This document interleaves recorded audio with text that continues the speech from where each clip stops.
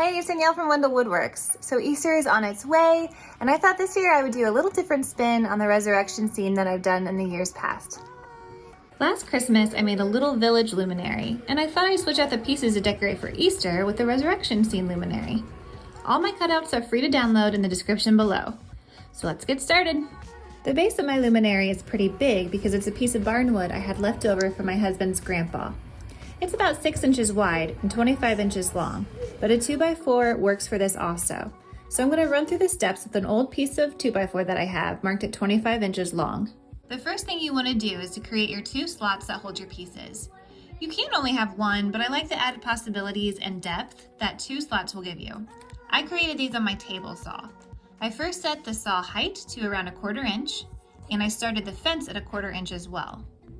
If you're working with 1/4 inch wood, one run through isn't quite wide enough, so watch your measurements and reset it afterward at 1/2 inch, or just 1/4 inch further than where you started so that your slot ends up exactly 1/4 inch thick. And now repeat that starting at 3/4 inch. So you'll see here that the table saw missed just a few pieces. I could run it down again, but this is so small that I can really just take an X-Acto knife and pull it out, or you could use a chisel just to make sure that all those gaps are gone, that it's smooth all the way down. Now you might want to adjust the thickness depending on what type of wood you're using. I've got a lot of 1/4 inch pieces that I want to try to use, and I believe this is exactly 1/4 inch, so yeah, that'll fit nice and snug in there. But if you're working with thinner pieces, like 1/4 inch plywood isn't really 1/4 inch thick. It'll still work, but it might be a little bit too big. If you're working with smaller pieces, that might want to fall. So just keep that in mind. And now we'll move to our cutouts.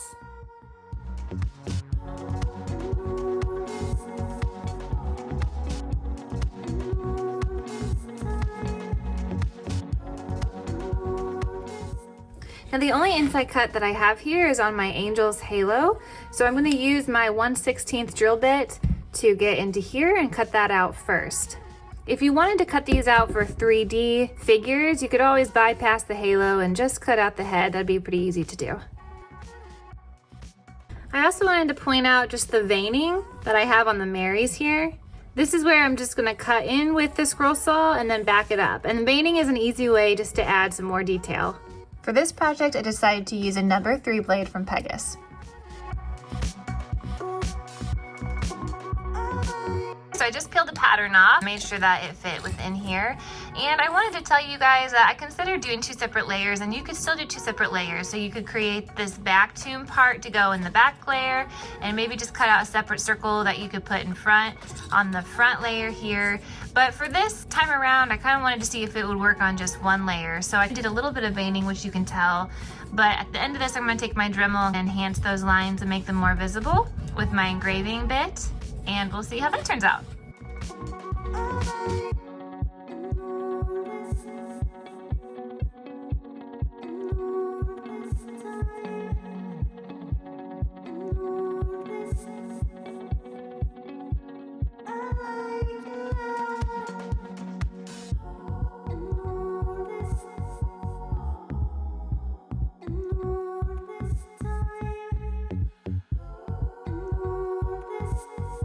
So we've got everything rough cut here.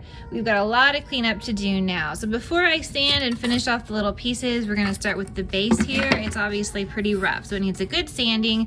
And before we do that, we need to put our holes in for where we're gonna put our little candles. Because this is 25 inches, every 5 inches, I'm gonna mark a spot for a candle to go. And then we're gonna take it over to the drill press. So most tea lights are made to be 1.5 inches across, so I'm using the 1.5 inch drill bit. And I already marked the depth that I'm gonna need. If you don't have a drill press, that's totally fine. Just use a regular drill and it'll do good for you. You just wanna make sure that you go straight up and down.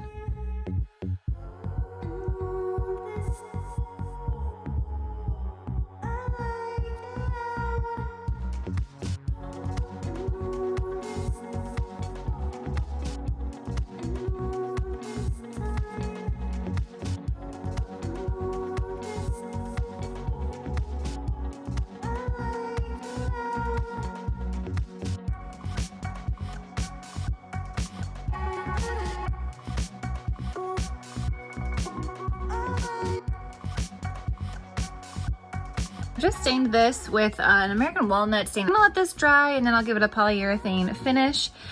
These guys, I'm just gonna let them keep their natural kind of patina from the palette wood. And now it is time to take our tomb. Put some parchment or wax paper on the back so that when it is up against the tea light, it kind of gives it just a nice glow instead of being really harsh and seeing the tea light right through it. So now I've got some, I think this is wax paper. I actually have some stationery, but wax paper works or parchment paper. And I'm gonna cut it close to the size of the tomb. Over, and any type of glue will work here. So I'm gonna take it and just kind of paint it all around the edges and stick it on.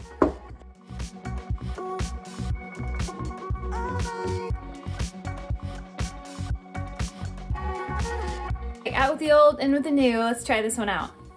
I also wanted to show you guys that they do make battery operated tea lights, which are much safer, especially if you have kids at home. So I'll put the link to these down below. They're really cute and they fit perfectly as well. So what do you think? There it is, the first draft. I definitely need more lights back here to light the whole thing up, but I think it's cute for the season. And I'll definitely have to do a set in the MDF white just to match, and hopefully by the end of the year I'll have a whole season of interchangeable pieces for the luminary. Thanks for watching, you guys. You can find more squirrel saw patterns and tutorials right here. Happy scrolling!